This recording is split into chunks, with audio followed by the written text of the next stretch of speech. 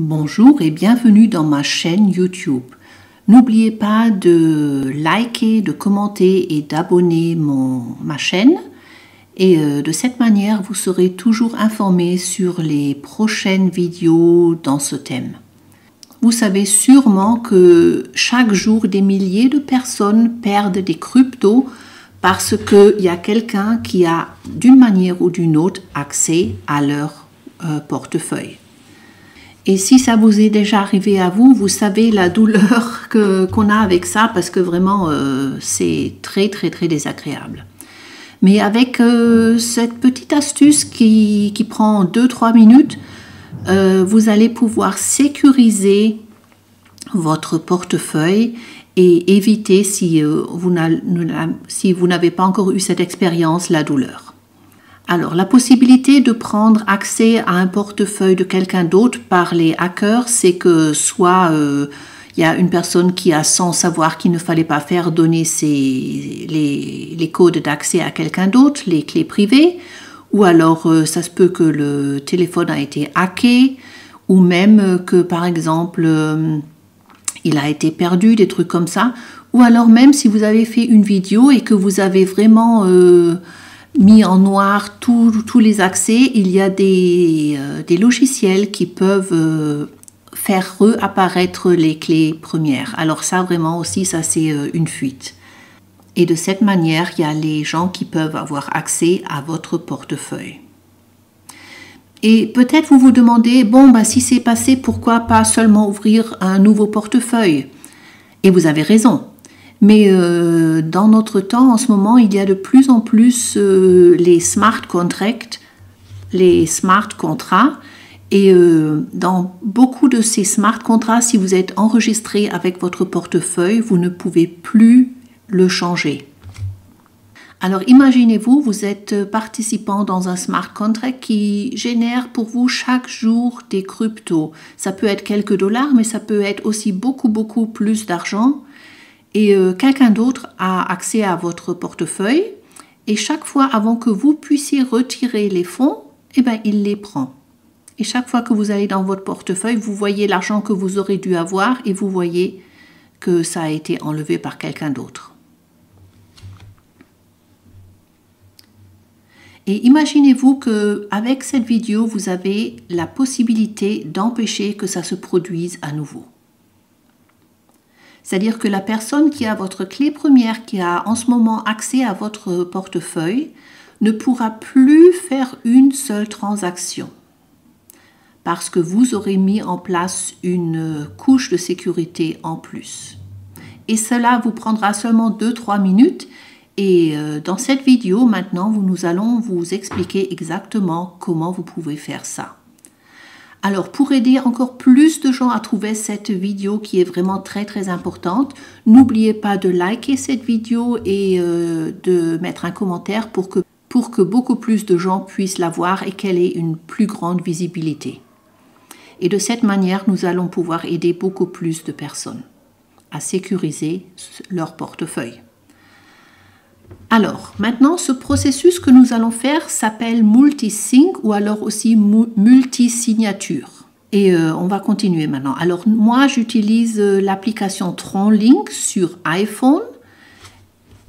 Et je me suis fait 2 portefeuilles juste pour cette vidéo. Alors, monsieur, madame les hackers, quand vous verrez cette vidéo, ces portefeuilles n'existeront déjà plus parce que je vais les enlever. C'est juste pour cette vidéo. Alors, ce processus qu'on appelle multisignature, je vais vous l'expliquer maintenant. Alors, une fois que je suis dans mon TronLink, tout en bas, il y a les petits points et en dessous, il y a écrit My, M-U-E-Y. Et vous cliquez là-dessus et après, vous êtes sur une page qui, dans le iPhone, s'appelle Wallet Management et sur un téléphone avec un système Android, ça s'appelle Public Account Management. C'est tout en haut, c'est le premier truc. D'accord? Alors, vous cliquez là-dessus et après, vous cliquez sur Permission. Dans le téléphone iPhone, vous voyez ce que vous voyez sur l'écran. Dans un téléphone avec un système Android, vous allez voir permission owner, c'est-à-dire propriétaire, et à côté 3 petits points comme vous pouvez le voir ici. Et vous cliquez sur ces 3 petits points et après vous voyez ce modify permission et vous cliquez là-dessus et vous vous retrouvez sur la prochaine affiche. Et maintenant, la première chose qu'il faut que vous faisiez, c'est de vérifier si en haut, là où il y a marqué Under Control, sous contrôle, s'il y a votre adresse de votre portefeuille et si la même adresse est encore écrite en bas où il y a marqué Keys, c'est-à-dire clé. Il faut absolument que ces 2 adresses soient les mêmes et que ce soit la vôtre. Si celle d'en bas a été changée, je suis désolée de vous le dire, mais il y a quelqu'un qui a le contrôle total de votre portefeuille et pour ce portefeuille, on ne peut plus rien faire. Mais cette vidéo vous aidera quand même parce qu'avec votre nouveau portefeuille, vous pouvez le sécuriser dès le début avec une autre couche de sécurité. Alors, on continue et je vais vous montrer comment vous pouvez protéger votre portefeuille. Alors, pour cette procédure, vous avez besoin de 2 adresses de portefeuille, 2 wallet adresses. C'est-à-dire que vous avez aussi 2 portefeuilles différents et nous vous suggérons de vraiment les mettre sur des dispositifs différents et pas sur le même. Si vous n'en avez pas d'autres dispositifs, faites-le sur le même, c'est déjà mieux que rien. Mais si vous avez un autre dispositif que vous pouvez utiliser pour le 2e portefeuille, faites cela s'il vous plaît. Parce que s'il y a quelqu'un qui va hacker votre téléphone, eh bien, il aura toujours seulement une permission, mais pas les 2 que nous allons instaurer. Et il ne pourra faire aucune transaction. Alors, ce processus que nous allons faire, vous pouvez y mettre un ou même plusieurs permissions ou plusieurs clés qui auront la fonction de permettre les transactions. Moi, ici, je vais vous le montrer avec seulement une en plus. C'est-à-dire que vraiment pour cette vidéo, pour faire comment moi je vais le faire, vous avez besoin seulement d'un portefeuille supplémentaire. Alors, j'ai déjà copié l'adresse du wallet que je veux ajouter ici pour la... Alors, vous cliquez en bas sur le plus avec key, qui veut dire une clé de plus. Et j'ai déjà copié la clé... l'adresse de mon 2e portefeuille. Ah non, je ne l'ai pas encore fait, d'accord. Alors je l'ai juste ici. Je la copie pour la prendre et m'en servir pour autoriser toutes les transactions de ce portefeuille en supplémentaire. Alors vous la mettez ici. Voilà, vous la collez ici. Et juste à côté, vous mettez un petit 1 qui veut dire que cette clé a une valeur de 1 pour confirmer les transactions. Et maintenant que vous voyez, il y a 2 clés qui ont chacune une valeur de 1, c'est-à-dire que ici un peu en haut où il y a marqué threshold, vous devez mettre un 2 pour que... Ça, c'est important pour que vous disiez au système que c'est vraiment nécessaire d'avoir toutes les 2 permissions pour faire une transaction. Ça, c'est vraiment très très important. Et vous allez sur confirmer. Maintenant, le système vous informe que vous avez besoin de 100 TRX, de 100 troncs, pour confirmer ce changement. Et on y va. 100 troncs, c'est pas beaucoup d'argent et ça vaut vraiment la peine pour sécuriser votre portefeuille.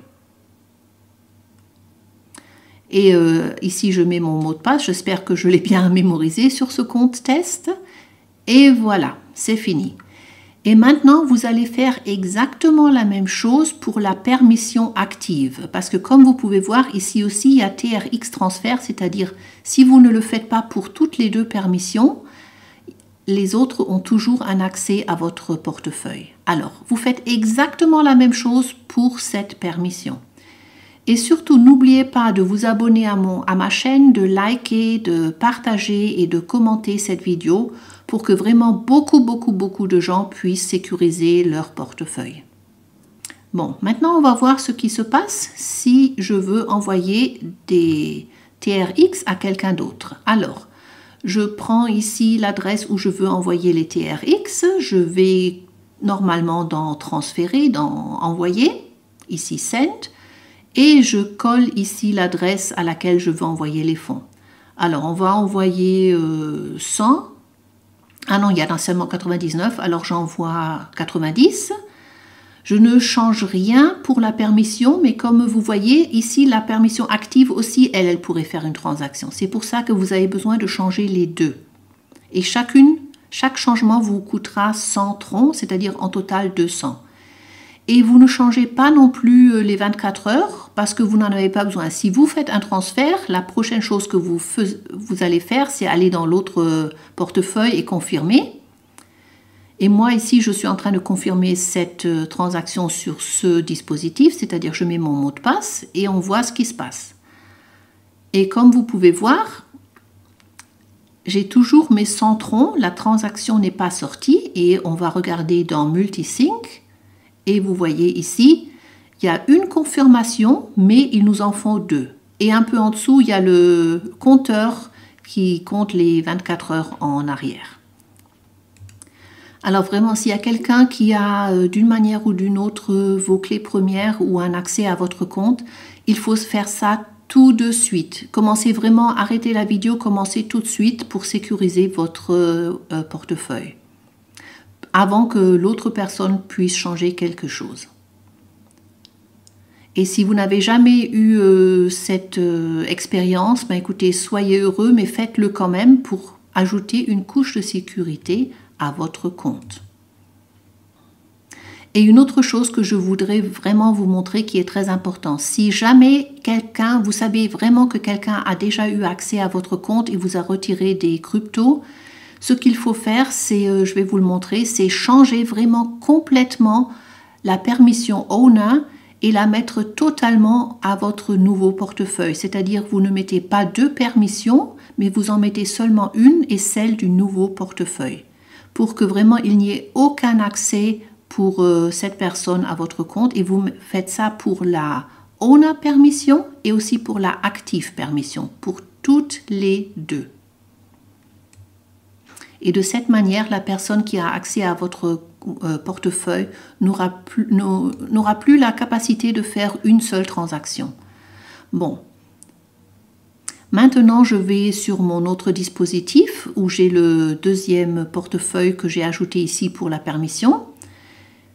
Je vais sur My, je vais sur dans le management, je vais sur multisignature et là, vous voyez, il manque une approbation et je mets mon mot de passe pour confirmer cette transaction.